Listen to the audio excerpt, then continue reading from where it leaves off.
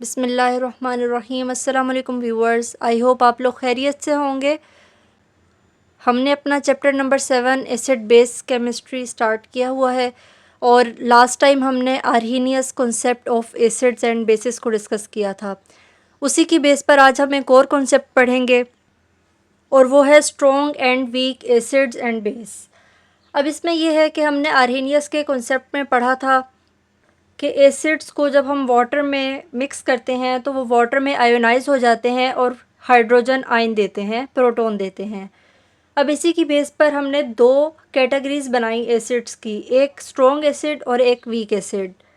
किसी भी एसिड की अगर हमने स्ट्रेंथ फाइंड आउट करनी हो तो वो हम इस बेस पर करेंगे कि वो वाटर में किस हद तक आयोनाइज हो रहा है और किस हद तक हाइड्रोनियम आयन वाटर में बन रहे हैं। हाइड्रोनियम आयन कैसे बनेंगे? H2O वाटर का और H पॉजिटिव एसिड का, तो मिलकर हाइड्रोनियम आयन बनाते हैं। तो किसी भी वाटर में जितने ज़्यादा हाइड्रोनियम आयन प्रोड्यूस होंगे एसिड के, उसमें आयोनाइज होने के बाद, डिज़ोल्व होने के बाद, वो एसिड उतना ही ज़्यादा स्ट्रॉन्ग होगा। फॉर एग्ज़ाम्पल मिनरल एसिड्स जो होते हैं जिनको हम ऑलरेडी डिस्कस कर चुके हैं, for example HCl, sulphuric acid, nitric acid, ये जब वाटर में डिज़ोल्व करते हैं इनको तो ये कम्प्लीटली आयोनाइज हो जाते हैं, कम्प्लीटली अपना हाइड्रोजन आयन दे देते हैं।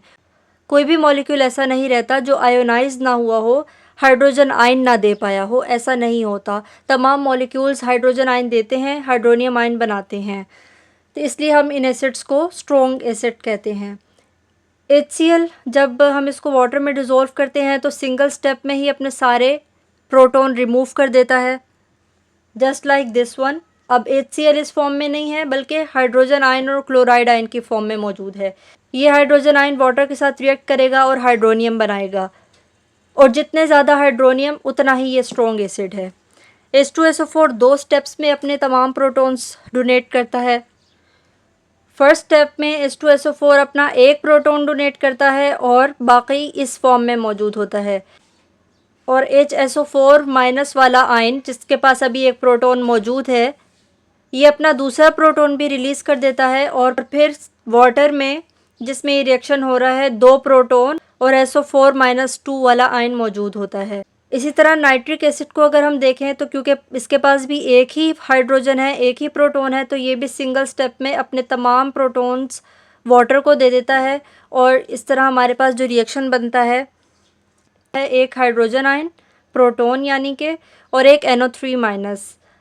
अब ये जो हाइड्रोजन आयन है इसको आप वाटर के साथ मिलाकर हाइड्रोनियम इस तरह H3O पॉजिटिव की फॉर्म में भी लिख सकते हैं, दोनों ठीक हैं। तो ये है हमारे पास कि मिनरल एसिड स्ट्रॉन्ग एसिड्स होते हैं बिकॉज़ वो कम्प्लीटली आयोनाइज हो जाते हैं वाटर में, राइट। अब हम पढ़ते हैं वीक एसिड्स क्या होते हैं। वीक एसिड्स ऐसे एसिड्स होते हैं जो वाटर में कम्प्लीटली आयोनाइज नहीं हो पाते। फॉर एग्ज़ाम्पल ऑर्गेनिक एसिड्स की हमने एग्जांपल पढ़ी थी, acetic acid, citric acid, formic acid, ये तमाम ऑर्गेनिक एसिड्स होते हैं, नेचुरली पाए जाते हैं, इसलिए हम इनको ऑर्गेनिक एसिड्स भी कहते हैं। तो ये तमाम एसिड्स वो हैं जिनको हम वाटर में जब डिज़ोल्व करते हैं तो ये कम्प्लीटली आयोनाइज नहीं होते। फॉर एग्ज़ाम्पल एसिटिक एसिड को अगर हम वाटर में डिज़ोल्व करें तो ये सिर्फ 0.132% तक आयोनाइज होता है। इसको ऐसे समझें कि अगर 1000 मॉलिक्यूल्स मैंने एसिटिक एसिड के वाटर में डिज़ोल्व किए हैं तो उन 1000 मॉलिक्यूल में से सिर्फ 132 मॉलिक्यूल्स आयंस की फॉर्म में मौजूद होंगे, और बाकी जितने भी मॉलिक्यूल्स रह गए हैं वो इसी सूरत में, इसी पूरे मॉलिक्यूल की फॉर्म में मौजूद होंगे, वाटर में आयोनाइज नहीं होंगे। ठीक है, तो इसलिए हम इसको कहते हैं क्योंकि जब हम एसिटिक एसिड को हमने वाटर में डिज़ोल्व किया तो बहुत कम हाइड्रोजन आयन प्रोड्यूस हुए, बहुत कम आयोनाइजेशन हुई, इसलिए एसिटिक एसिड वीक एसिड है। इसी तरह दूसरी एग्जांपल है फॉर्मिक एसिड की।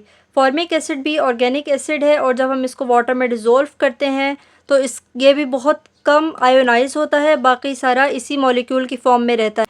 अब इक्वेशन से अंदाज़ा नहीं होगा हमें कि कितने आयोनाइज हो गए हैं, क्योंकि यहाँ भी उसी तरह की इक्वेशन बन रही है, इस केस में भी उसी तरह की इक्वेशन बन रही है।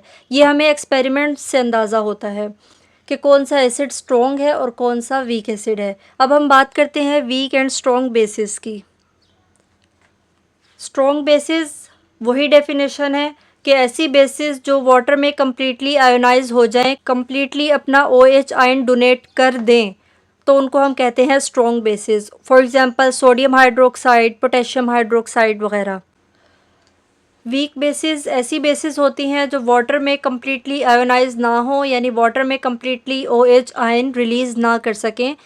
बहुत से मॉलिक्यूल्स ऐसे बाकी रह जाएं जो अपनी असल हालत में मौजूद हों, और बहुत कम ऐसे हों जो आयोनाइज्ड फॉर्म में मौजूद हों।